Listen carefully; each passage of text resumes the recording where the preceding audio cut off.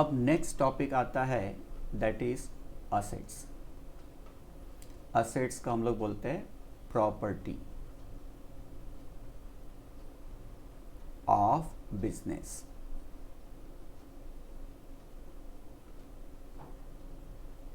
बराबर। इसमें याद रखना, जैसा अगर हम लोकल या घर के लैंग्वेज बोले तो इसको क्या बोलते हैं, संपत्ति, कि बिजनेस के नाम पे क्या क्या है। तो यहाँ पे याद रखना ओनरशिप होना जरूरी है।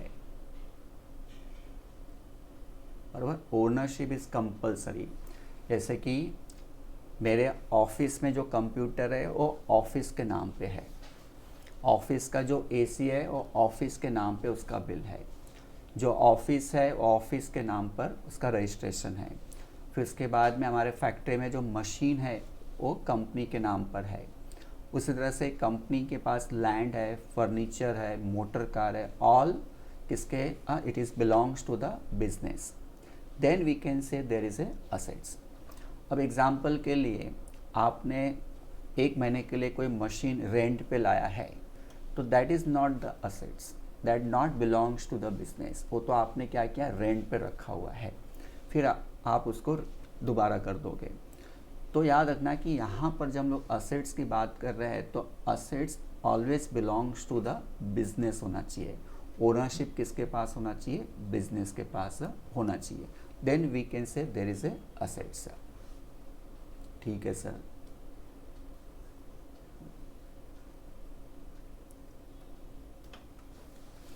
तो देयर से property of any type owned and possessed by a person or business is known as an assets।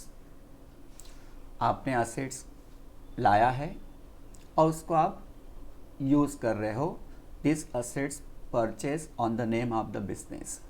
तो पोजेशन भी हमारे पास है और इसके ओनर भी हम हैं, तो हम लोग बोल सकते हैं कि देयर इज़ ए असेट्स है।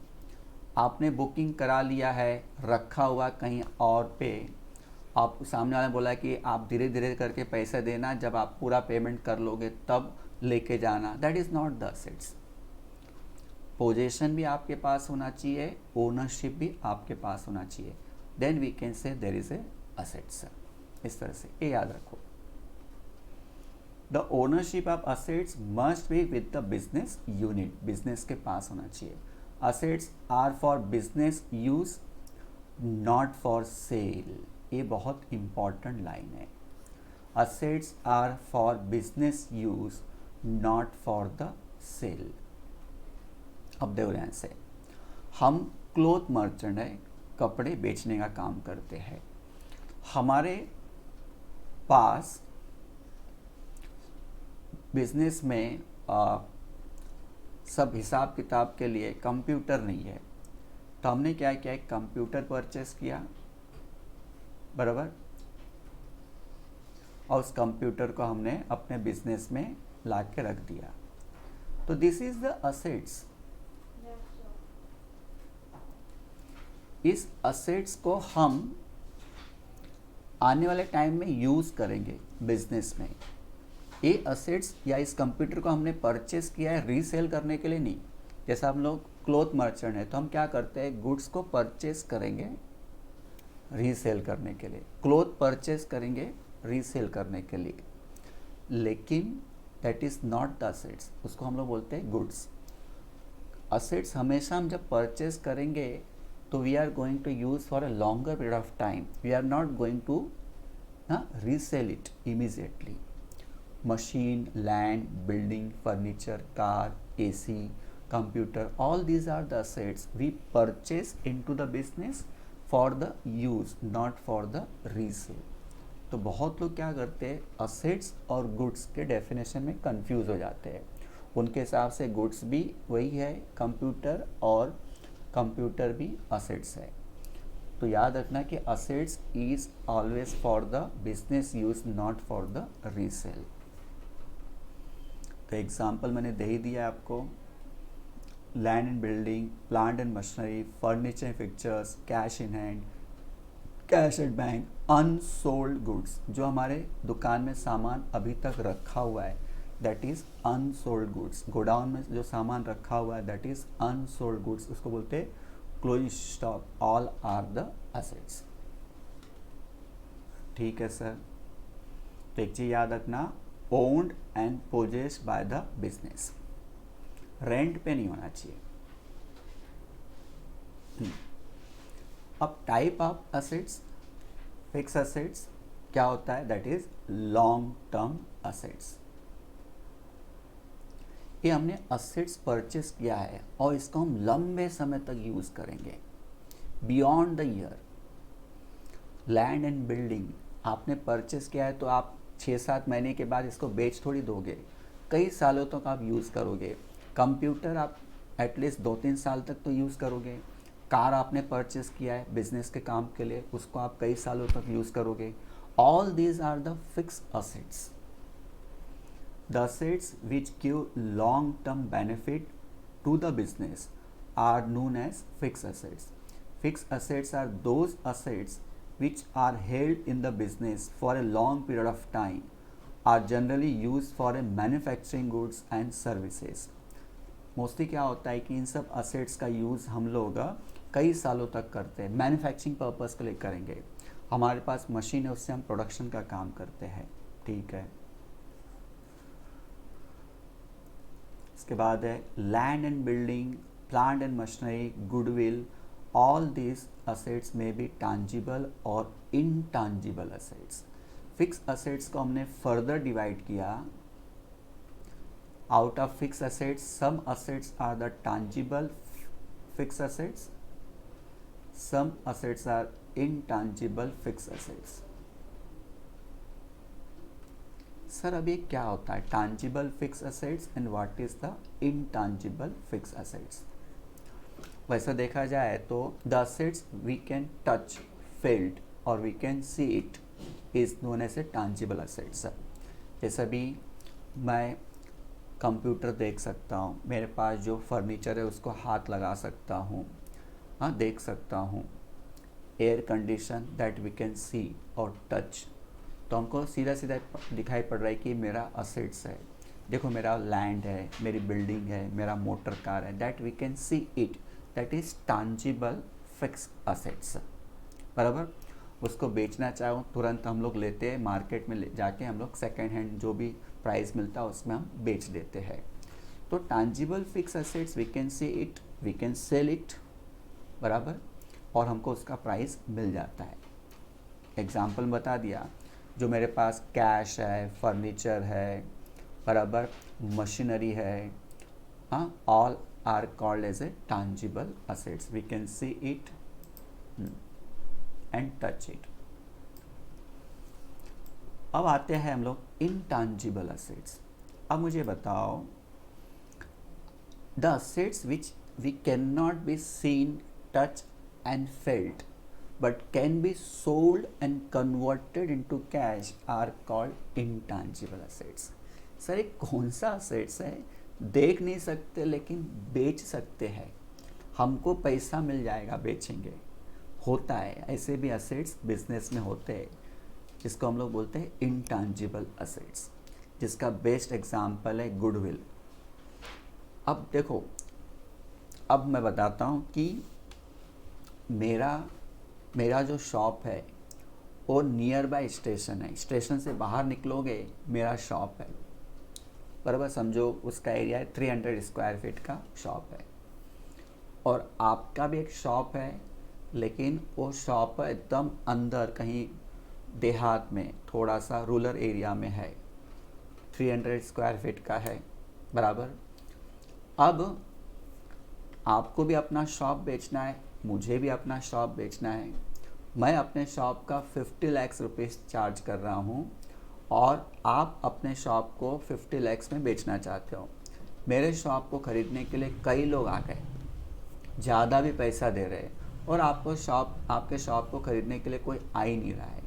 आपके शॉप का तो 10 लाख रुपए भी कोई देने के लिए तैयार नहीं है। तो यहाँ बात क्या हो गई कि मेरा जो शॉप है उसका लोकेशन नियर बाय स्टेशन है, मेरे शॉप के बाहर से लोग जाते रहते हैं, मेरे शॉप में कस्टमर दिन भर आते रहेंगे, आपके शॉप के पास तो कोई आता जाता नहीं, कभी महीने 2 महीने में कोई आएगा, तो दैट इज़ द गुडविल। तो गुडविल एक तरह से क्या हो गया, यहाँ पे लोकेशन हो गया।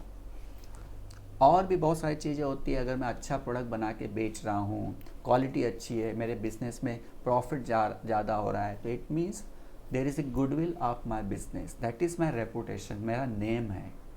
तो नेम क्या करता है, आपको ज़्यादा अर्न करके देता है। तो अगर कल को मेरा शॉप मुझे बेचना है तो मुझे अच्छा खासा पैसा मिलेगा। तो इसका मतलब द नेम, लोकेशन जो मेरा है, दैट इज़ द गुडविल। तो क्या हो गया, इनटैंजिबल असेट्स, उसका हमको प्राइस मिलता है, एक्स्ट्रा पैसा मिलता है, तो उसको बोलते हैं हम लोग इनटैंजिबल असेट्स।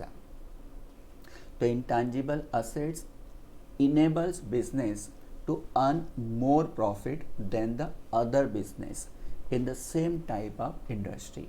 आपका भी समझो वहाँ पर कपड़े की दुकान है और मेरी भी कपड़े की दुकान है, आप सोच सकते हो कि किसका सेल ज़्यादा होगा। इसलिए मेरे बिजनेस में अगर मैं कपड़ा ज़्यादा प्राइस पे भी बेच रहा हूँ तो भी सेल होगा, बिकॉज मेरा लोकेशन स्टेशन के बाहर है। तो उसको बोलते इनटैंजिबल असेट्स। और भी चीज़ें हैं, वो हम लोग बाद में जब गुडविल का डेफिनेशन करेंगे तो मैं बताऊंगा। तो fix assets, tangible fix assets और इनटैंजिबल फिक्स असेट्स। उसके बाद नेक्स्ट है current assets. The second type of assets is current assets. The assets which are held for a very short period in the business and they are used for maintaining the liquidity of business. तो current asset जो होता है हमारे पास आता है, थोड़े दिन के बाद वो अपने आप कन्वर्ट हो जाता है, कैश में चेंज होता रहता है। जैसा मेरे दुकान में सामान जो रखा हुआ है stock, that is current assets. शाम तक वो सामान कम हो जाएगा, फिर नया सामान आएगा, हम बार बार उसको सर्कुलेट करते रहते हैं, that is the current assets. Cash in hand current assets, bank balance current assets which changes there form, तो उसको बोलते हैं हम लोग करंट असेट्स। तो current assets can be converted into cash easily. अब देखो, आपके पास जो लैंड बिल्डिंग है उसको आपने खरीदा था लॉन्ग टर्म पर्पस के लिए, बराबर, लेकिन आपके पास जो गोडाउन में स्टॉक पड़ा हुआ है दैट इज करंट असेट्स, उसको आप बेचोगे आपको पैसा मिल जाएगा। तो current assets can be converted into cash easily. For example stock of the goods, sundry debtors, sundry debtors मतलब जिनके पास से हमको पैसे लेने हैं। Cash in hand, bank balance, it is also called as a liquid assets, क्योंकि this is near to the cash. जैसा कि मेरे पास समझो सोने की चैन है, हाथ में मैंने सोने का रिंग पहना हुआ है, ये सब मेरे लिए क्या है, एक तरह से लिक्विड एसेट्स है, इसको मैं जल्दी से जल्दी बेच सकता हूँ, तो इसको बोलते हैं लिक्विड एसेट्स। लेकिन वही जो मशीन, फर्नीचर, लैंड होता है, आप इमीडिएटली नहीं बेच सकते, आपको टाइम लगेगा, that is a non liquid assets, बराबर। इसलिए आजकल क्या है कि फिक्स असेट्स को लोग उसमें कि नहीं नॉन करंट असेट्स भी बोलते हैं, ठीक है। सेकंड टाइप हो गया। अब उसके बाद में थर्ड टाइप है फिक्टिशियस असेट्स। कुछ ऐसे असेट्स ऐसे होते हैं, एक तो ऑलरेडी हमको दिखाई नहीं पड़ रहे हैं, बराबर, उसको हम लोग सेल भी नहीं कर सकते। देखो, फिक्स असेट्स को हम सेल कर सकते हैं, चाहे वो टैंजिबल हो चाहे इनटैंजिबल हो। करंट असेट्स को हम सेल कर सकते हैं, लेकिन फिक्टिशियस असेट्स है but we can sell it, we can get the benefit. Place कौन सा असेट्स है, तो देखो ऐसे, this assets are not represented by tangible position और प्रॉपर्टी। असेट्स है, दिखाई नहीं पड़ता है, they are imaginary assets and also do not have any realizable value in the market, but there is a future benefit. Sir, एक तो पहली बात आप बोल रहे हो कि ये क्या है, इनटैंजिबल फॉर्म में होता है, ठीक है, प्रॉपर्टी फॉर्म में दिखाई नहीं पड़ता है। दूसरी बात, आप इसको सेल भी नहीं कर सकते हैं, फिर इसको आप क्यों असेट्स बोल रहे हैं? इसे तो इसको बोलते हैं हम लोग फिक्टिशियस, इमेजिनरी। अब भी आपको एग्जाम्पल दूंगा तो आपको समझ में आ जाएगा। इमेजिनरी। अब मुझे बताओ,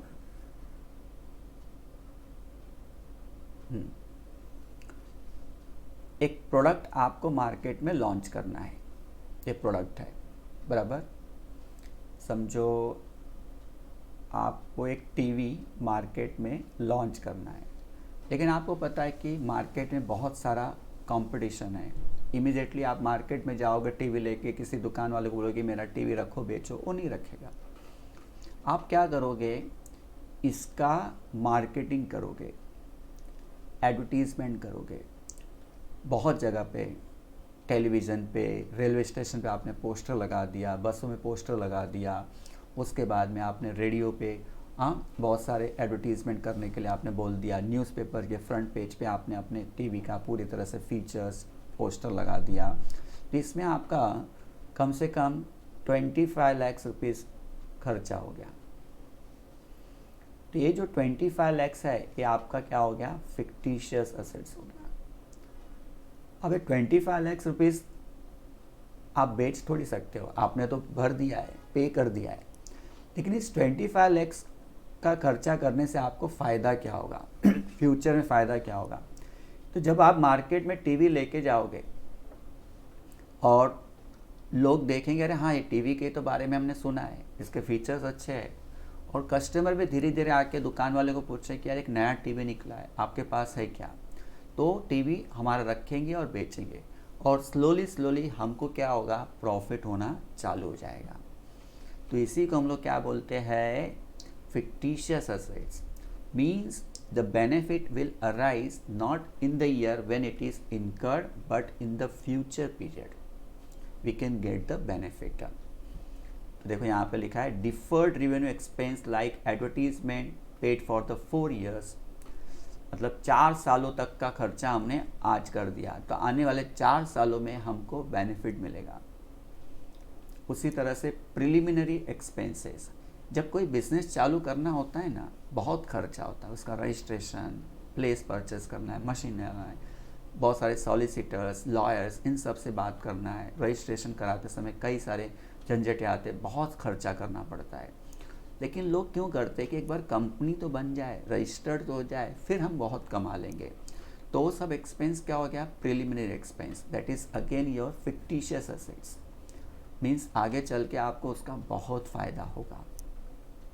discount on issue of shares, आपका शेयर्स 100 रुपीज़ का है, मार्केट में कोई ख़रीदने को तैयार नहीं है, नई कंपनी है, तो आपने बोला कि मैं इसको 80 रुपीज़ में दूंगा, तो लोगों ने सस्ता देख के खरीद लिया, क्योंकि वो 80 में खरीद रहे हैं लेकिन 100 रुपीज़ का शेयर्स। तो यहाँ पे 20 रुपीज़ का नुकसान हो रहा है कंपनी को। एक कंपनी बोल रही ठीक है होने दो नुकसान, लेकिन कंपनी को पैसे मिलेंगे, मार्केट में उसके शेयर्स बिक जाएंगे। तो ये जो 20 रुपीज़ का लॉस है, आगे चल के कंपनी के पास पैसा आएगा, कंपनी उस पैसे का यूज़ करके प्रॉफिट कमा लेगी। तो आज भले वो लॉस है, तो उसको बोलते हैं this is a fictitious assets for the business, the company will earn in the future period. इस तरह से जैसे कि पेरेंट्स लोग बच्चों पे इन्वेस्ट करते हैं, उनके पढ़ाइयों पे खर्चा करते हैं, कुछ मिल थोड़ी रहा है, लेकिन ये होता है कि इन फ्यूचर में जब पेरेंट्स बूढ़े हो जाएंगे और बच्चे बड़े हो जाएंगे, तो बच्चे कमाएंगे और अपने पेरेंट्स को रखेंगे, उनका ध्यान रखेंगे। तो उन पेरेंट्स के लिए आज क्या है? आप फिक्टिशियस असेट्स हो। तो 3 टाइप हो गया, fix assets, current assets and the fictitious